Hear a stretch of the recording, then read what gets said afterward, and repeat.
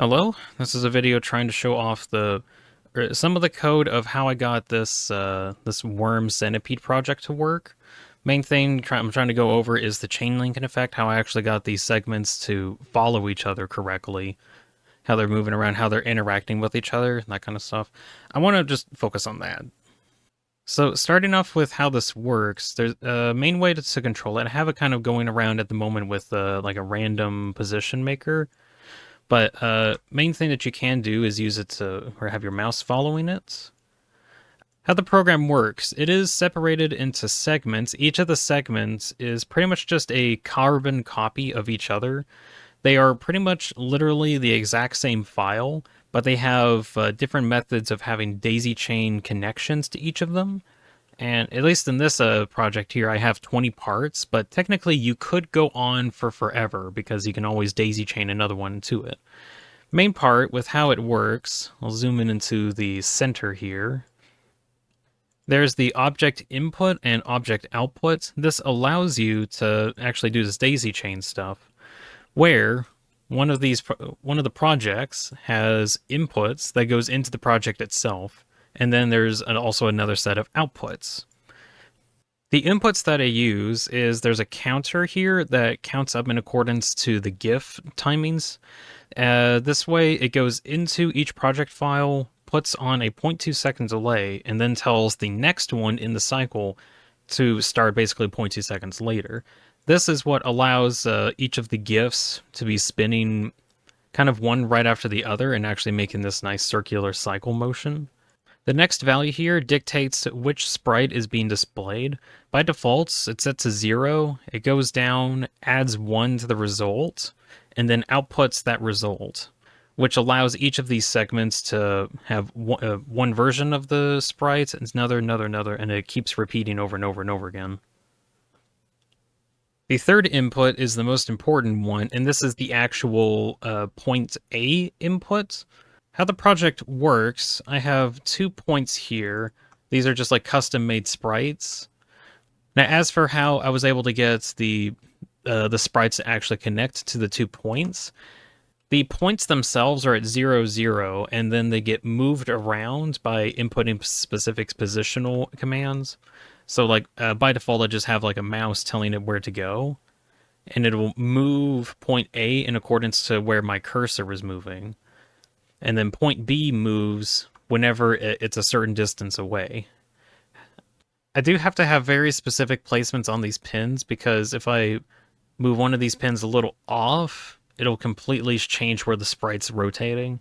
So after trial and error, I figured out that this was like the best spot that I could do for the time being to make it look the best. That's just what I ended up with.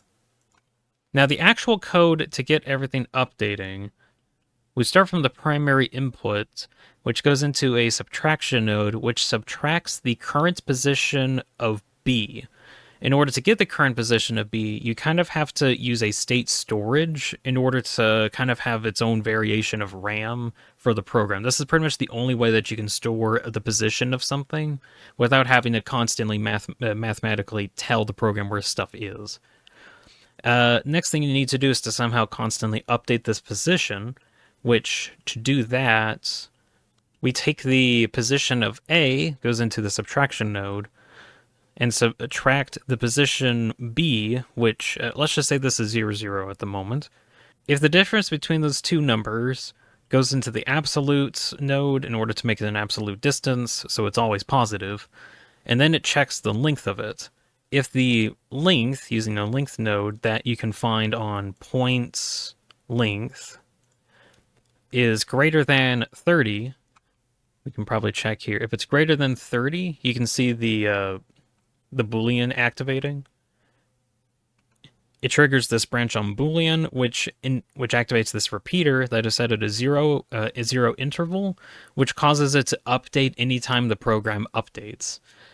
This is important because the output of that goes directly up here to this other branch on Boolean that takes some new positional information. The positional information here tries to add this current position to the current position of B.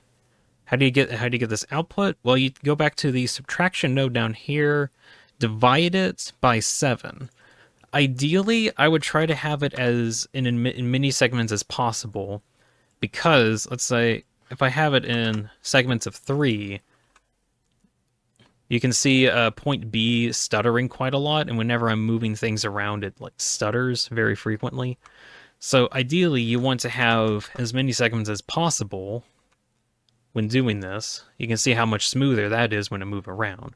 But you also see another problem where it doesn't move very fast. I found kind of a happy medium being around 7. It still stutters a little bit, but at least with this GIF that I'm using, it doesn't stutter as much.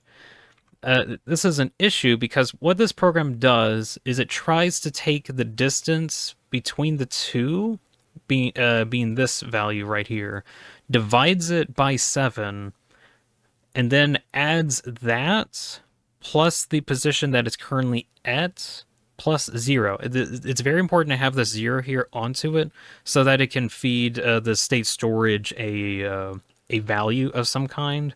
Because if you don't have a value, the program just doesn't work properly. It gives you a null value.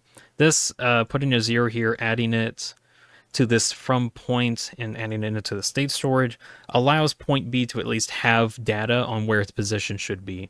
You have something kind of similar here, that as soon as the program boots up, it starts at 0, 0, and then immediately doesn't do anything else. If I remove this part of the program, it just doesn't work. Ideally, what this is supposed to do is check the distance between the 2 points. Once it reaches a threshold in length, it then takes the difference between the two, divides that by, in this case, 7, and then adds 1/7 of the distance between the two to each other, which allows the second point to move just 1/7 closer to the position that A is. And that math gets repeated using this repeater as many times as it's able to update. And then the position of that gets stored here, which eventually tells point B where to go. That's pretty much how the chain linking effect works.